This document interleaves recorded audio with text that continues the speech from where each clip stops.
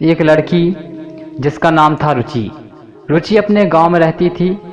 वहीं उसके गांव के पास ही एक माँ दुर्गा का बड़ा मंदिर था, जहां पर रुचि अक्सर जाया करती थी। आज रुचि मंदिर जाती है तो उसकी मुलाकात एक लड़के से हो जाती है और वो लड़के को पसंद करने लगती है। लड़का भी लड़की को पसंद करने लगता है। अब दोनों मंदिर का बहाना लेकर अक्सर मिलने आया करते। जैसे ही समय बीतता गया और कब रुचि शादी योग्य हो गई इसका पता भी नहीं चला।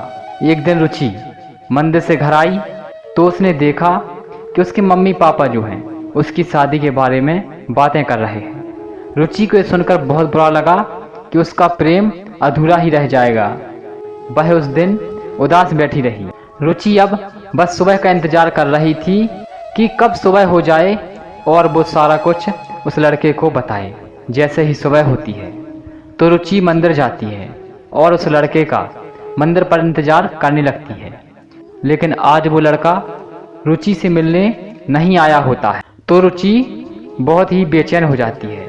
उसे उस लड़के की याद सताने लगती है। रुचि को उस लड़के को अपनी शादी के बारे में बताना था कि मेरी अब शादी होने वाली है और रुचि बहुत देर उसका इंतजार करती है और बहुत देर इंतजार करने के बाद अपने घर को लौट जाती है।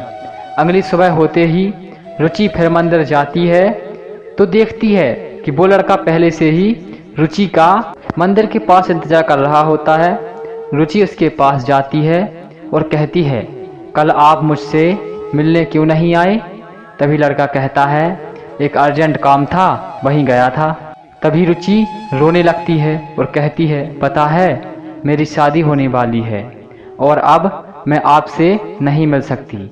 अब अपना प्यार बस यहीं तक था। अब मैं रोज की तरह आपसे मिलने नहीं आ पाऊंगी। तभी लड़का कहता है, तुम पागल हो गई रुचि, मैं तुम्हारे बिना नहीं जी सकता। यार तुम मुझसे शादी कर लो ना। तभी रुचि कहती है, नहीं राज, मैं अपने घर पर शादी की बात नहीं रख सकती।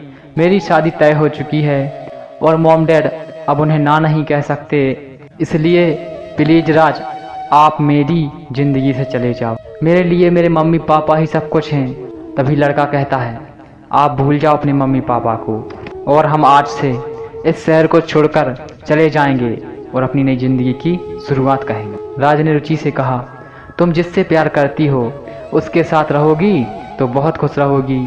रुचि आप मेरी बात मान लो और शहर चलो। तभी रुचि, अगर मैं आपके साथ भागकर शादी कर लूँगी तो क्या मैं खुश रह पाऊँगी? तभी राज कहता है, हाँ क्यों नहीं, मैं हूँ ना, मैं सब कुछ दूंगा तुम्हें, दुनिया की हर एक खुशी दूंगा। तभी रुचि कहती है, ठीक है राज, मैं तुम्हारे साथ चलने के लिए तैयार हूँ। आप ले चलो मुझे जहाँ ले जाना है, मगर एक बात ध्यान रखना कि मुझे कभी धोखा ना देना। राज कहता है, ठीक है रुचि, मैं अभी अपना सामान का बैग लेकर आता हूँ, तब तक तुम ही मेरा इंतज़ार करो। रुचि कहती है, राज कुछ भी हो लेकिन मैं अपने मम्मी पापा को नहीं भूल सकती राज, नहीं भूल सकती। तभी राज कहता है, कैसी बात करती हो रूही, मैं हूं ना आपके लिए, फिर मम्मी पापा की क्या ज़रूरत है? तभी रूही कहती है, ओके राज। तभी दोनों रेलवे स्टेशन के पास पहुंच जाते हैं और गाड़ी के आने का इंतज़ार कर रहे होते हैं। तभी राज रूही से कहता है, आप यहीं पर मिलना और ये बैग अच्छे से देखना, तब तक मैं अभी आता हूँ। और राज किसी काम से आगे बढ़ा। तभी रूही अपने आप को अकेला देख रोने लगती है।